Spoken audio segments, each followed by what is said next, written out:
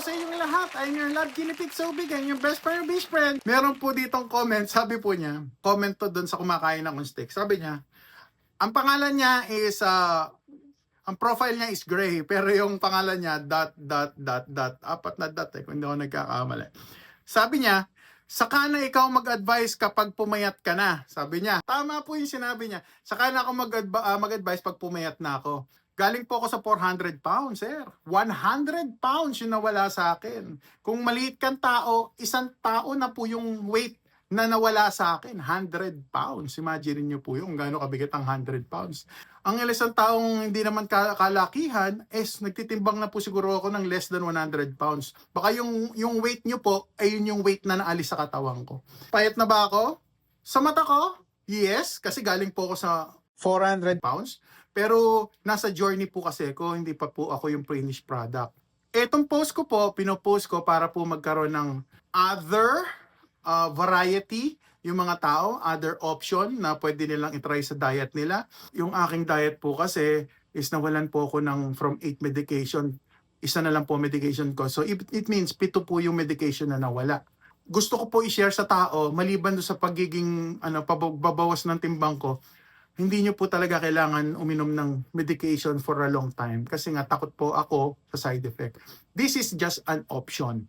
Kaya buti nga meron na tayo low carb doctors na pwede nating lapitan. Dati kasi kapag wala, hopeless, inom na lang ako gamot until the day I die, enjoy the life. And then, paano kung maaga kayo ng stroke? Paano kung nagkaroon kayo ng ibang klaseng sakit? Ihintayin ko po ba yung mga panahon na dapat na may natulungan akong tao sa journey, sa low carb journey, at na hindi na uminom ng medication, hihintayin ko po bang pumayat ako?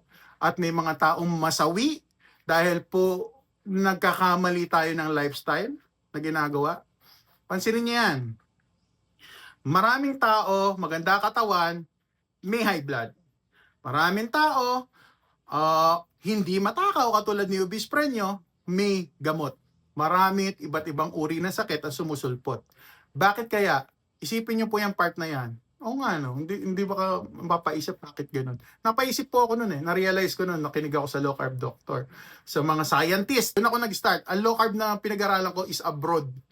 So, kung kilala nyo nag-start ako kay Dr. Jason Fong, kay Dr. Westman, Keto Adapt, si Dr. Ken Berry. Kilala ko na rin yung mga nasa carnivore community. Doon ko na-realize na, okay, try ko nga to munang keto muna ako, nag-start ako keto. Low carb, yun nga, kasi low carb, keto, etc. Meron pang ketovore, tapos carnivore, ganun po yan. May level. Kung gaano ka-strict ang kinakain nyo. Pababa po ng pababa yun, hanggang sa maging zero, close to zero, yun yung carnivore. Tapos meron pa doon, yung sa carnivore, nasa loob doon, meron pa lion diet, puro beef lang yung kinakain. Ganun po kasalimuot yan. Alamin niyo yung diet na pwede sa atin. So kung mga hindi kayo nagpapasok ng kuno sa katawan nyo, gaganda po yung health nyo. So yun lang po. Pumayat? Yes, pumayat na ako, 100 pounds. Baka yun po yung weight nyo. Yung nawala sa akin. Imagine niyo, everyday ko karga-karga yun. Ngayon, wala na siya. So medyo nabawasan. Last 100 pounds. Pag dumating yung point na yon, palagay ko marami na akong taong natulungan. Dahil ngayon, marami na nagme-message sa akin, nag-i-inquire. Ginagawa ko po tong vlog na to para po sa mga katulad ko na hopeless. Yun po yun. Hindi po ako kumikita dito ngayon. Ay isipin nila, si obese friend kumikita, hindi po. Ito, passion ko na lang po.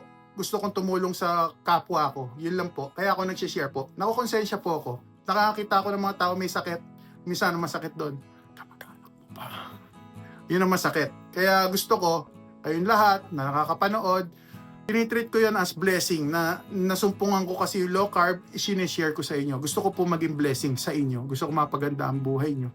Kung mali yung diet ko, siguro hindi aalisin ng doktor yung gamot ko. Ibig sabihin, baka may ginagawa akong tama, di ba?